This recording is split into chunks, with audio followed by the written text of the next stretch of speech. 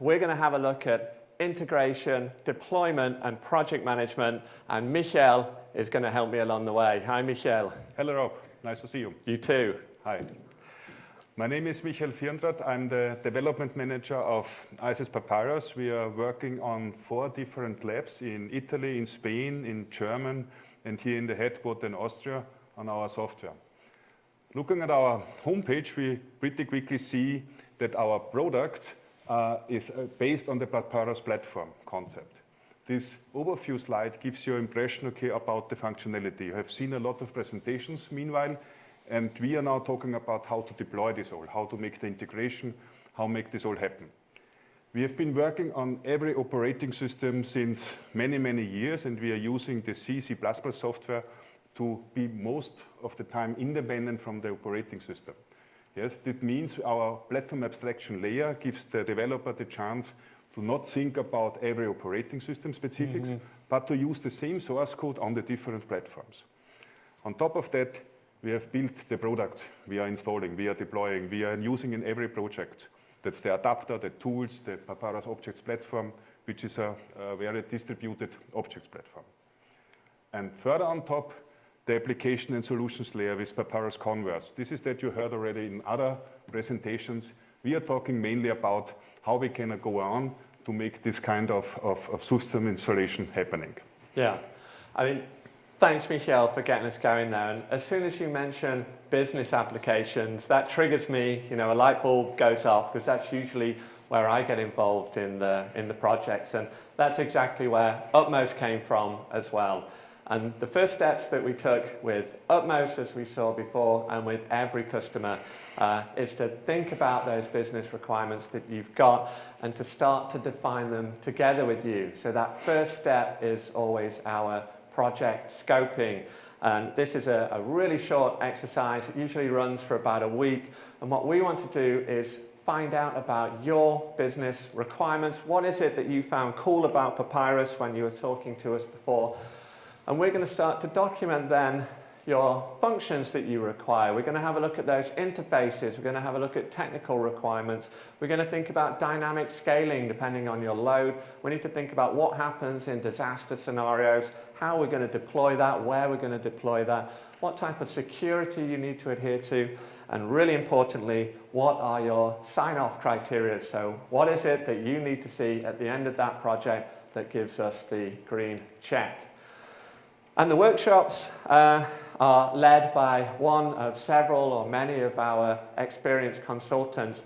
And together with you guys, we'll sit down with your business teams, maybe with your IT teams, the management teams, and work out what your goals are for Papyrus. So in this sample here, we see our integration points with our upstream and downstream applications.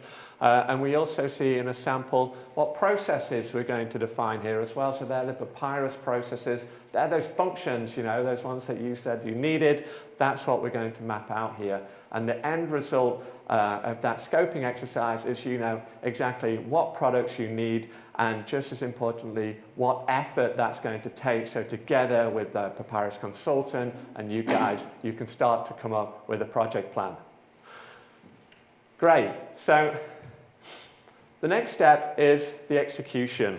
And again, this is a teamwork. You know, we're not going to come in and tell you how to execute your IT project. So no matter what methodology you prefer, we're very compliant to work with you. Of course, we've got best practices and different types of projects, different types of installations, then that will help us to, you know, sort of guide you towards that right approach there. But we can work together with you guys in the project management phase. Whether we're on site or remote, you know, that kind of depends on whether we can fly and travel easily. Unfortunately, we can't at the moment. However, that's not slowed things down. So in my department, in project quality assurance, we're just as busy as ever. And we've got all these different tools available these days that we can work with you remotely in these planning sessions and even then start the configuration phase. That's good. I think project, Rob, we have prepared a project what we want to present now. It's similar to the project what we heard before from Utmost. And I would like to hand over a short notepad that you can maybe explain us what we have prepared. Well, this is a surprise. Yeah. That's a great idea. So how about you help me a little in my job, Michel, and let's try and plan out then what this application is going to look like. So very recently, I got some requirements from a customer, and they've got sort of 70 million documents that they need storing. That's going to be ever growing. And they've got 2 different types of users which need access to that system. So how about I try to map that out, and then you can give me a hand to try to... I would think, yes, please draw it down. Okay. Okay, start to draw. Let's have a look then. So first I'm going to draw my user. So I've got my iWidgets user here. And these are the internal workers who are going to need to be able to look up those documents. Then I've got my external users. So these are the people accessing the system from the web UI. Now, let's have a look at those incoming channels. I've got documents coming over mail, so they're going to be attachments. We've got documents coming over the database. I'm not sure which database yet, so let's just keep that as database. And we're going to have a lot of documents coming over the file system, so that's where our big volume is going to be arriving from. So, what do you think? It looks quite interesting. What are your questions, the first questions on that? Probably, I'd quite like to get an idea on which interfaces we should start with. Perhaps let's start with the users there. Yeah, okay. We have our adapters concept in ISIS Papyrus. Our platform delivers a lot of different possibilities to integrate existing applications with our backend system. Yes, we have a lot of different adapters. They are coming, sending messages to our software platform. Then we process them. We get some kind of result, send the result back, whether on the same adapter or another interface. And this is more or less the principal solution what we have. Yeah? Right. And with that, okay, we think on this project, I have remembered, okay, there was something on the iWidgets user interface was used. And for that, for example, we would need the HTTPS portal right. to connect these users. No? Right. And that's going to be okay as well for my end users, right? They've got a web front end exactly. as well. This is also fine for the REST interface, but we can use the REST interface or the SOAP interface to connect to a backend system. That's the possibility what we have. And I think this is also required for this project. No? Perfect. Another one was? So I've covered my users there. Let's have a quick think about that incoming data. Mails. I've got documents in mails. We must have that up here. Mails are, of course, very long existing, and of course, over time, different ways how to integrate mails were done. So we have Microsoft Exchange, MAPI, IMAP, SMTP, POP3. So all these different ways to get mails or to send mails are implemented in the platform, so we can easily take over the documents from the incoming mail. No? Right. Another one was the file, I think. No? The file was the next one. That's the one with the big volume. The file adapter is maybe one of the first adapters we did at all, because nearly every program is producing an input, getting an input file or is producing an output file. Mm-hmm. So on top of our slide here, we see the file adapter. It needs not to be XML. It can also be a binary file or an ASCII file or whatever you want to give us. Copy it to a directory on the directory of the objects of the system, and then we can take it and can input it to our system. Perfect. I think that covers that file adapter option. The last one has a little vague on database access. Database, yeah. Databases are very interesting. We have interfaces via our type manager DB to the main database vendor. So this is DB2, this is Oracle, this is Microsoft SQL. I think in this project we had the DB2. It's DB2, It's a right, DB2, yeah. Yes. And if I think about the DB2, then I'm always thinking about MQ. MQ is also a possibility to interface with our system. So we have our MQ adapter, which is mainly maybe used from COBOL programs, legacy programs running on a host, where they send a message from their application to our system, and we process this message like we do it with a SOAP message, and send back the result to the same application or even to another one. No, right. That's the point. No? I'm glad you mentioned that, because I knew here have our banking, insurance reference, and we've still got a lot of these core applications out there. So that interface does remain really important. Okay. Okay. I think this was it. No? So that's a pretty good overview, actually. So let me try and mock up then what my architecture could look like based on those different adapters. So I'm going to start drawing my domain now. So first step is I want to draw my domain controller. Here we go, first component. Next, I want my interface for my UI. So I've got my web server, I've got my REST for those front-end users, and I need my integration points for the incoming data, right? What did we have? We had the mail adapter here, we've got Type Manager for our DB, and we've got the file receiver for that huge amount of documents. We've got to check everything in, of course. So I've got my workflow coming up, I've got my queues so I can nicely scale and distribute that high volume of jobs, and I want to parallel process. So I've got multiple tools running in my workflow. And finally, on the right, I've got my archive, my long, mid, and short-term storage for all those documents we're going to get. You're drawing very quickly. It's pretty nice. Good, huh? It's pretty good, yes. This is really, amazing it's technology. really a good drawing, and I think we have a good impression about this project, no? Yeah. So what would be the next phase in this project? Well, this is usually where we start, you know, when we're thinking about scoping, this is really where we get going.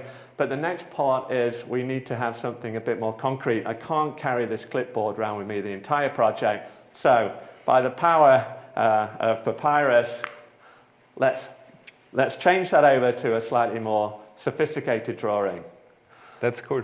Here we see the same as we had before on the paper, just as a base for our next discussions, I think. No? Yeah. I think the system itself will work like this.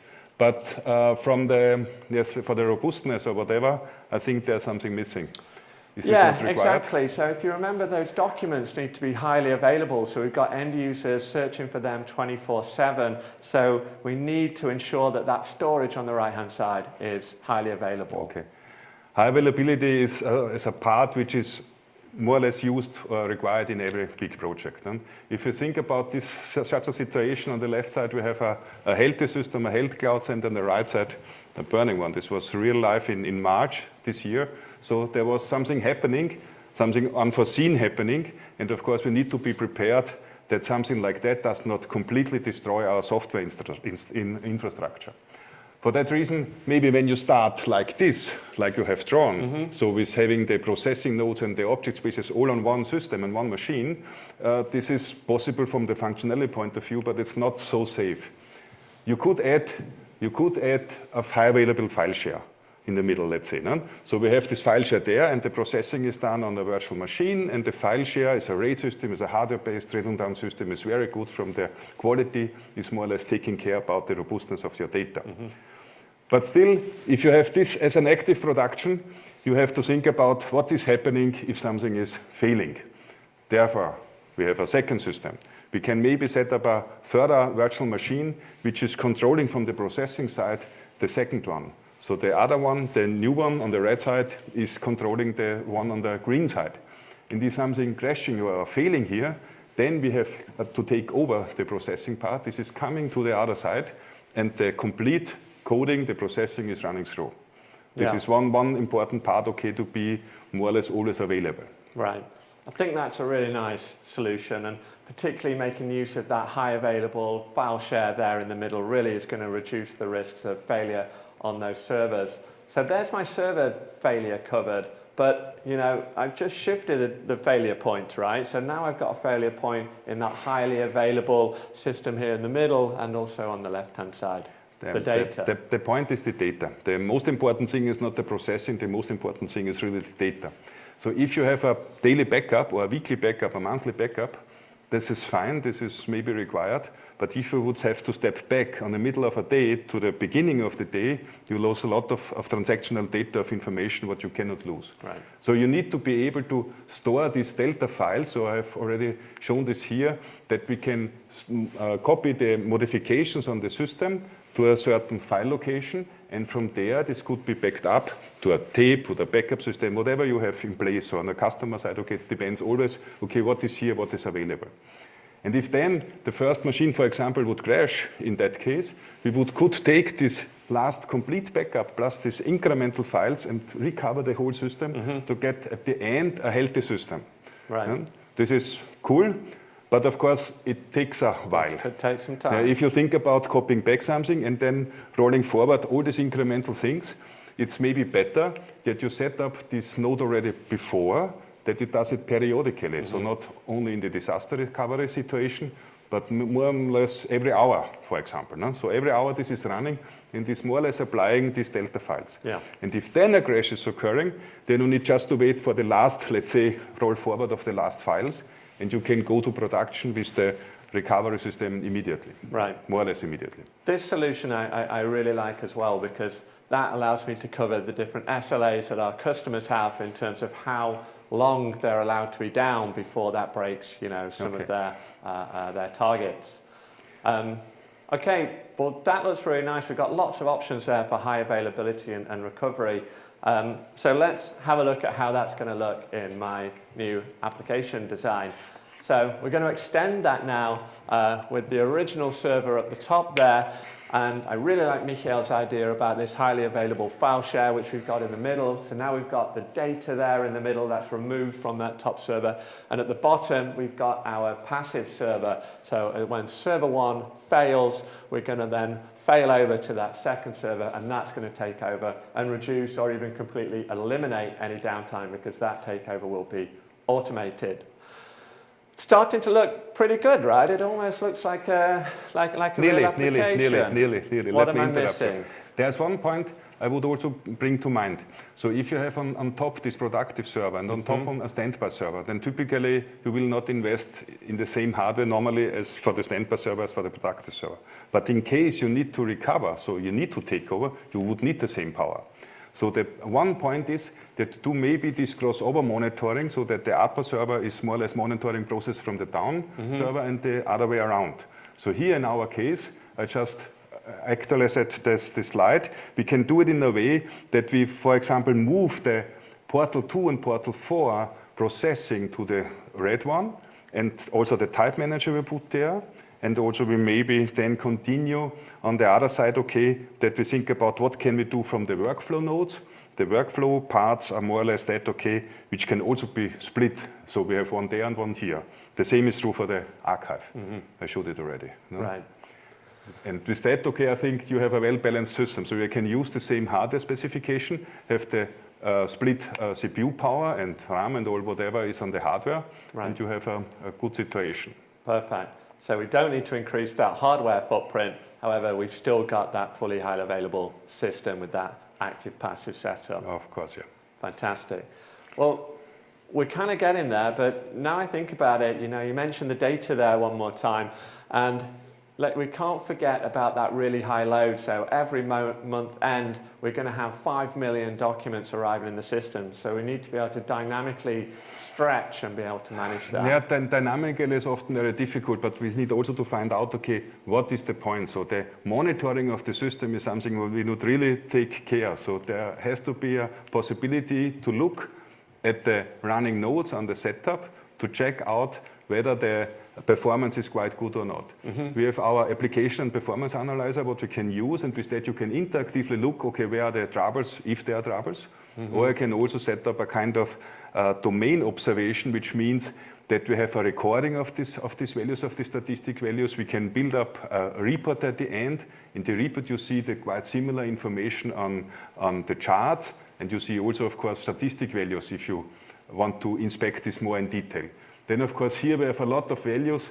We see whatever the name of the different statistic values. We have the count, we have the summary times, the mean values, and the max values. So a lot of statistics values which are used from the specialist, let's say, from us mainly to help, okay, where we can improve the system and where we need a scaling.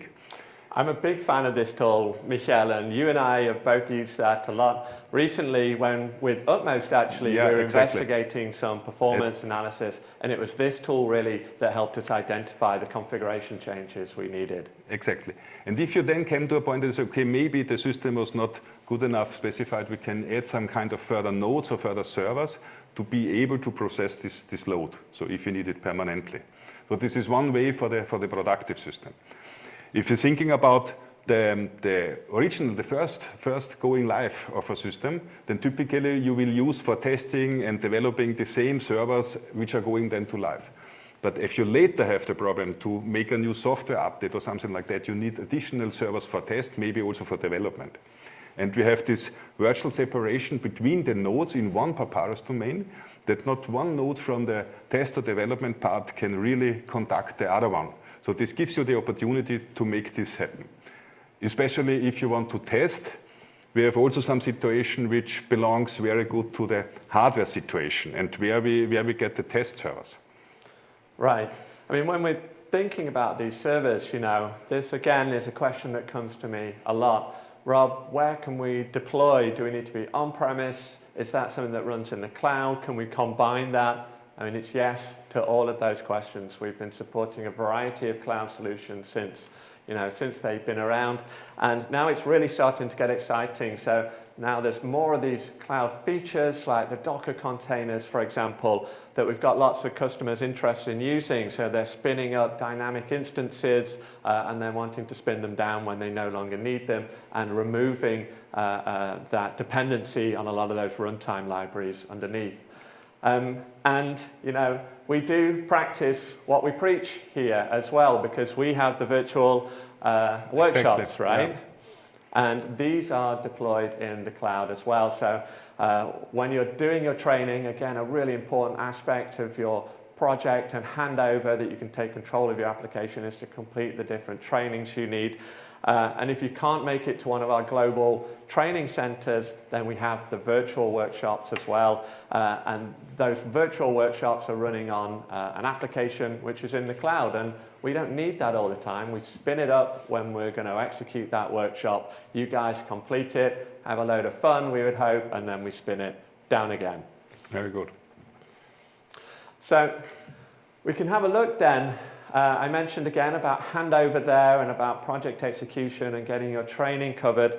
And that kind of leads me on to some more of these project execution topics, particularly best practices. It's a topic very close to my heart and something that I really try to drive during our project execution. And those best practices are kind of held in a number of places. You get your Papyrus expert on site, you've got an expert consultant, and they bring a lot of experience with them, so those best practices they have already. But we're driving those as well from the back office, so you also get the support of the project quality team, and we have everything documented as well, so this document's going to be filled out during the execution of the project, and we're going to be adhering to the different best practices defined in that document as well, so that when you go live, you're really ready and there's going to be no surprises. And one of the topics we always need to focus on during those best practice discussions is security. And not just our security, of course, but it's your security. What are your security requirements? And who better to ask other than our resident expert, let me jump in, please. Michael. Yes. Security is always a hot topic because nowadays everything has to be secured. If you think about a system and we want to have it secure, we need to follow the security standards. These are worldwide standards. It's not coming from us. It's a consortium. And whatever is there developed, we need also to use to have the highest level. On the communication between two partners on the HTTPS part, the TLS version 1.3 is the newest one, it's the newest standard, which gives the opportunity, okay, that you can exchange dynamically key during one conversation. Mm-hmm. So this is more safe than the 1.2, for example. But it doesn't matter. So if one of the both partners are not supporting the 1.3, then automatically this is reduced to the highest available level so that we have the most security standard. That is a protocol which is more or less given from the consortium. Other things what we have is, of course, the object space encryption. If you want to ensure that no one can look at the object space on the database files to see, okay, what are the names there by just using a disk monitor, you can use an object space encryption. And another part what is also important, which is more or less at the end here of this overview, is the user authentication. If you have users, and the users can be stored in the Papyrus system or they can be imported. If they're stored in the Papyrus system, then you have your passwords. Your passwords are secrets. This needs to be very safe stored, so this is done, of course, also in our own system. The point is that you often have, most probably, not all in the Papyrus system, that maybe you have an existing domain, an LDAP domain, for example, we have an Active Directory. Not sure, I think in our project we have the same situation. No? Exactly, yeah. I mean, most of our customers, of course, have a user base already, so they're usually stored in another application. Sometimes they migrate, but often they just want to make use of that existing application. Of course, we want to integrate with that. So as you mentioned there, Active Directory is a really common approach to that. and I think LDAP would be then a nice fit in this case Exactly. as well. The LDAP adapter is more or less that what in use. You see it here on top. So we have inserted already the LDAP adapter in this drawing that you see from where we get the user authentication. And with that, we can synchronize the user names and the user accounts from the external system, and they can do something more. If you have in your company an organizational structure and you want to also build up the structure of the department, so the company itself, the main department, the sub-departments, down to the teams, then you could use our XRM solution to build up this contact management on top. And this can then also be done and synchronized with the LDAP adapter to assign which applications can be used from the different people. Yeah. That's very important for the operation, that there are clerks, there are the supervisors and operators, and you need to assign the right roles to the people, and this can be done in a conjunction with the LDAP information, and that's what we do in our system as an add-on to it. No? Yeah, I really like that feature, and it really provides a lot of functionality in terms of user management. Kind of another aspect of that user management is a level of control as well. You know, we don't just want to define what they can do, but we also need to be able to monitor sometimes what they are doing to have that trail. So what options have we got then to monitor that? If you have a system and there's something happening wrong, you want then, you know, when does it happen? So what is the case, how to find out what is happening? And Papyrus has this auditing functionality embedded. It can be used for each and kind of information, not only for the security part, but also for other data. And if you look at this screen, for example, we have here the auditing about the contact management. And on the very first row, you see that the last name was changed to Neuber recently. No? So, and with that, okay, we see, this was the modification. What we can also do is to look further, when was the modification before, just before, and this was this Neuber 2 modification for demonstration purposes here, of course. Okay. At the account of the modification count of 26, so this was the one before, and 27 is the last one here. So Neuber promoted himself from Neuber 2 up to primary Yeah, Neuber. of course, yes. Seems to be that this was working on. Yeah. Yeah, I mean, that's a really good example then of how we can keep full control of that system. So we're kind of getting to the point, you know, that I'm fairly happy with my diagram. I've worked out how I'm going to sync my users now, and I think I'm just about ready to take that to the customer. So what do you think is the usual reaction here? Do you think I'm just going to get a green light and off you go? Maybe we have this 100% approved sign off from the customer at the beginning phase. I think everyone tries to reach that. Yeah. But of course, we know also that from this point, there's also some kind of hurdles what we need to take care of. Now you can sing a song about that as well. Right. I've definitely seen many a hurdle on my different experiences in 20 years of project management, and I've definitely been all of those guys at one point in time. But the trick is to be prepared for the unexpected. We can't expect the unexpected, but we know something is going to happen along the way. And a classic example was perhaps that database at the beginning that we talked about. So I didn't really define exactly what channel that was going to come across. And if you don't have that done ready at the beginning, you need to have enough buffer, and you need to have a process in place as well to be able to handle these types of changes. That's basically, I see very often, okay, that we get then the requests whether we can use this kind of other interfaces. So at the beginning, this interface were mentioned, but maybe later on we need something else. On our homepage, we see very good our Papyrus adapters and type managers overview. There is also a video which explaining very in detail each and every adapter. So this can be inspected already on your side, on the customer side, again, to see what's possible. And of course, we have the chance to put our adapters on each and any operating system. So we want to integrate a certain element on a hardware which is running on a Unix system, and all other things are running on a Windows system. Don't worry.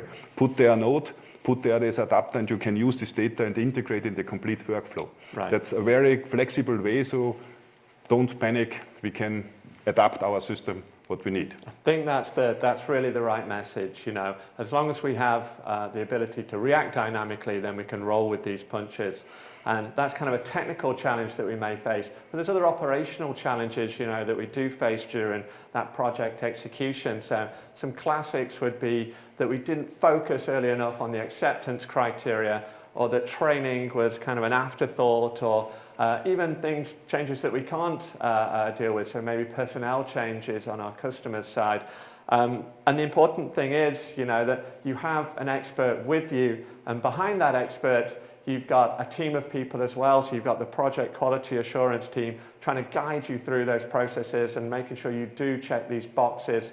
And behind the project quality assurance team, of course, we've got the development team, the solutions team, and a whole sort of underneath the surface iceberg of support that you get during that project execution. So it's not just one person, you really get our whole company's attention. And of course, we have our very important product support as well. So they're always available to you, even after the post-go live stabilization. They're there for any questions you may have related to our software.